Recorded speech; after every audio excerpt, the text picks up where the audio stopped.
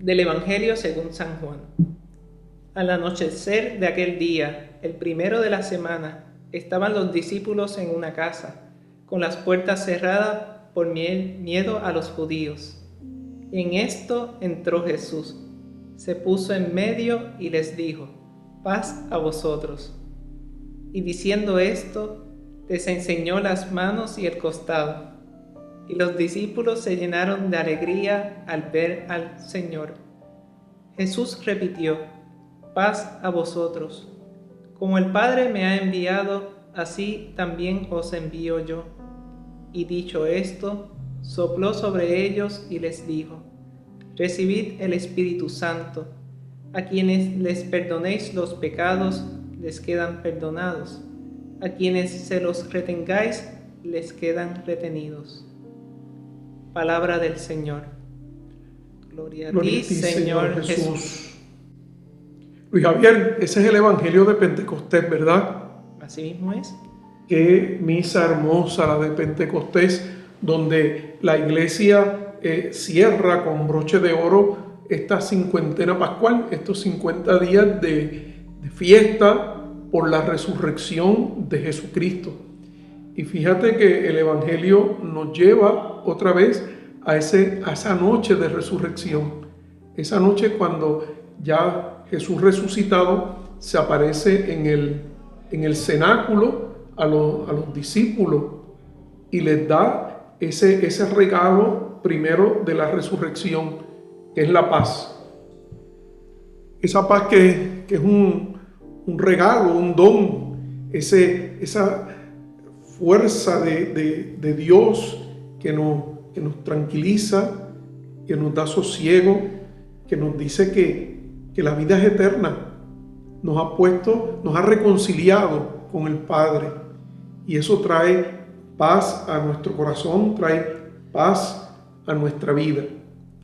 Y sopla ese espíritu, ese aliento de vida sobre los apóstoles. Ese Espíritu Santo que muchas veces podemos pensar que ha venido a nosotros en Pentecostés, como si el Espíritu hubiese estado de vacaciones en toda la eternidad y en ese momento fuera que empieza a actuar, ¿verdad? El Espíritu Santo ha actuado siempre es Dios con el Padre y con el Hijo, con el Verbo, y desde toda la eternidad actúa en la creación misma. Estaba actuando ese Espíritu Santo. Ya en el principio de Génesis escuchamos cuando dice que el Espíritu Santo de Dios revoloteaba sobre las aguas antes de comenzar con la creación. Y vemos en toda la historia de la salvación cómo ese Espíritu fue moviendo, fue suscitando en los hombres de cada época para que fueran llevando ese mensaje de salvación, ese mensaje que Dios quería que su pueblo oyera para irlos preparando y disponiendo para la salvación que vendría a traer, y ese espíritu que un día se iba a derramar por el misterio pascual de Jesucristo sobre toda carne. En el momento de la crucifixión de Jesús, se nos dice en el Evangelio de San Juan que un soldado con su lanza abrió el costado de Jesucristo, y de ese costado abierto brotó agua junto con la sangre. Los grandes teólogos de la iglesia han visto en esa agua y en esa sangre los sacramentos de la iglesia, que son esos canales ordinarios por los cuales nosotros recibimos la gracia santificante. ¿Qué es la gracia santificante? Pues el mismo Dios que se nos da, la misma vida divina que se nos da a nosotros por medio del misterio pascual de Jesucristo. Es ese mismo Espíritu de Cristo que viene a nosotros, y ese Espíritu se derrama sobre toda carne, sobre todos los hombres y mujeres de buena voluntad que aceptan la salvación de Jesucristo. Precisamente en la última parte de la lectura dice: recibid el Espíritu Santo, a quienes les perdonéis los pecados les quedan perdonados, y a quienes se los retengáis les quedan retenidos. De esta manera Jesús está diciendo, o sea, van a recibir ese paracleto, esa persona, ¿verdad?, que les va a estar de abogado, y después lo lleva a hacer una misión, una acción. Sí, hay que entender bien lo que significa la palabra paráclito y lo que significa también la palabra abogado, porque lo hemos oído muchas veces. Sin embargo, como que no conocemos exactamente qué es lo que se quiere decir. Paráclito es una palabra que viene del griego y significa el que motiva, el que impulsa, el que anima, el que anima. Fíjate que viene de animar, de ánima, del alma, ¿verdad? Es esa alma de la iglesia que va moviéndola. Cuando se traduce la Biblia el Evangelio del griego al latín, pues se usa la palabra abogado. Y nosotros podemos pensar pues que un abogado es el que tiene la función de defenderte delante del juez cuando te pillan por algún crimen que has cometido. Sin embargo, en la época en que se escribe, esa no era la función del abogado. Tú en un juicio te tenías que defender tú mismo. El abogado te instruía, te daba pauta, te enseñaba, te motivaba, te guiaba y tú hacías tu defensa. Entonces ese Espíritu Santo consolador, ese Espíritu Santo paráclito, ese Espíritu Santo abogado, lo que hace es animarnos a nosotros interiormente para que nosotros podamos caminar el camino que Dios nos está señalando. Yo siempre digo que el trabajo del cristiano es hacer consentir nuestro espíritu con el Espíritu de Dios y permitir que ese espíritu nos vaya inundando, vaya tomando posesión de nosotros. Fíjate qué cosa, que por ahí se habla mucho de las posesiones satánicas, ¿verdad? Sin embargo, Dios se posesiona de nosotros, pero claro, Él pide permiso. Él, según tú te vas dejando y te va transformando, te va haciendo a su imagen, ¿verdad? Te va ayudando para que tú vayas respondiendo a esa gracia y vayas configurándote. Una palabra que se usa mucho en el seminario, ¿verdad? Configurarse, hacerse de la misma figura y también conformarnos a hacernos de la misma forma.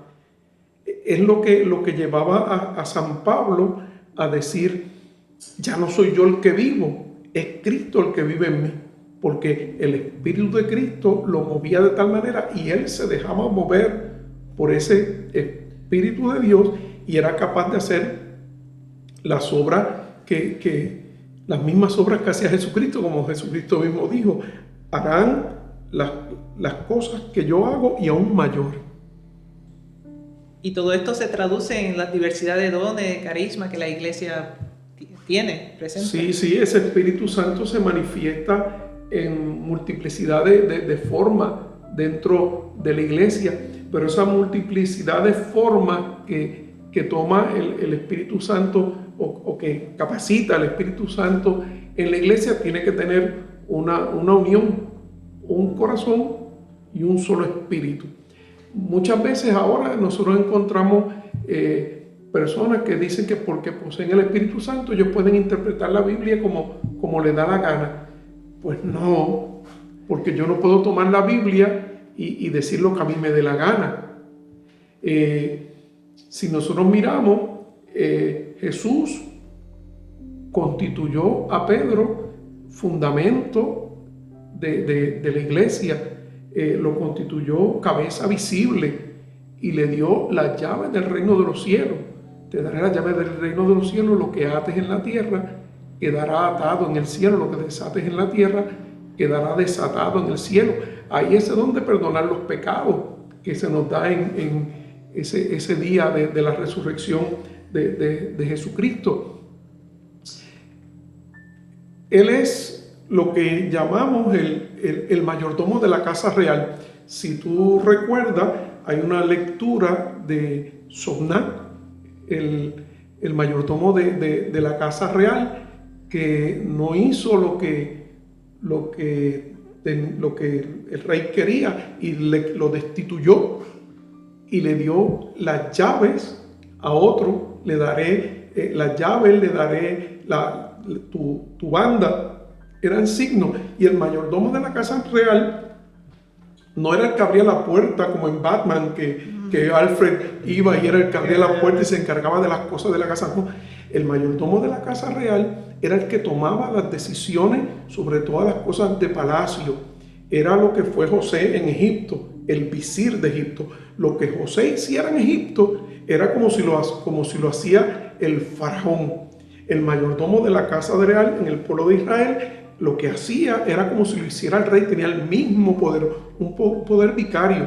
Y cuando Jesús le dice a Pedro, te daré las llaves del reino de los cielos, lo está nombrando visir de la casa real, de la iglesia, visir de la iglesia, mayordomo de la iglesia, vicario de Cristo. Y la iglesia es la única que tiene la fuerza, que tiene la sabiduría, que tiene el poder para poder interpretar y para poder decir qué cosas son las que Dios quiere, porque está asistida por ese Espíritu Santo.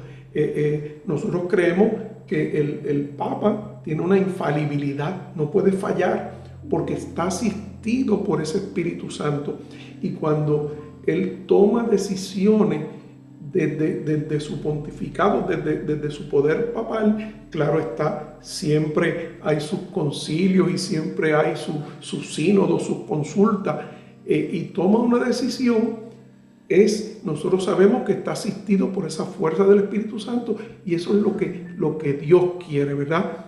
Entonces nosotros nos sometemos en toda la diversidad que hay dentro de la iglesia, pero reconociendo esa unidad que nos la da el papado, Pedro, que fue la piedra donde se fundamentó esa fe, donde se fundamentó la iglesia, que nos dice, tú eres el Mesías, tú eres el Hijo de Dios, ¿verdad? Y esa es nuestra fe.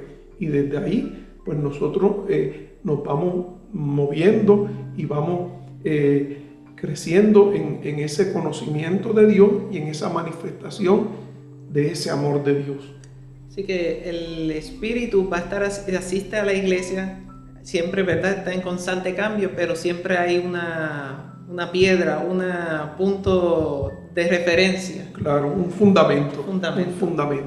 Es la zapata, ¿verdad? La zapata que da fuerza y da sentido a todo. ¿Y cuál es ese fundamento? Pues mira, el fundamento no es otra cosa que el amor. Dios es amor, nos lo dice San Juan, ¿verdad? Y San Pablo nos lo define en la carta a los Corintios. Si te fijas, en la última cena, Jesús le lavó los pies a los discípulos y le dijo, lo que yo hago lo tienen que hacer ustedes unos con los otros, que no es otra cosa que hacerte esclavo, porque el esclavo es el que lavaba los pies de los comensales en la casa. Y nos dio en la última cena un mandamiento nuevo, que se amen, y no como nos amamos nosotros mismos, no es amar al prójimo como a ti mismo, porque a lo mejor tú no te sabes amar o tú te amas mal, y si no te sabes amar, pues no vas a saber amar al prójimo. Es amar como Dios amó. Y para amar como Dios amó, Dios no nos puede pedir nada a nosotros que no nos haya calificado para nosotros poder realizarlo. Y por eso San Pablo mismo nos dice, el amor de Dios ha sido puesto en nuestros corazones con el Espíritu Santo que se nos ha dado. ese Espíritu Santo de Dios que es amor, nos viene a nosotros por medio del misterio pascual de Jesucristo, pasión, muerte, resurrección y ascensión a la derecha del Padre. Y desde allí Él derrama ese Espíritu Santo, que es el mismo amor de Dios que nos capacita a nosotros para vivir la vida divina. Hace unos domingos atrás se nos había hablado en el Evangelio que Él era la vid, nosotros somos los sarmientos, que tenemos que permanecer unidos a la vid.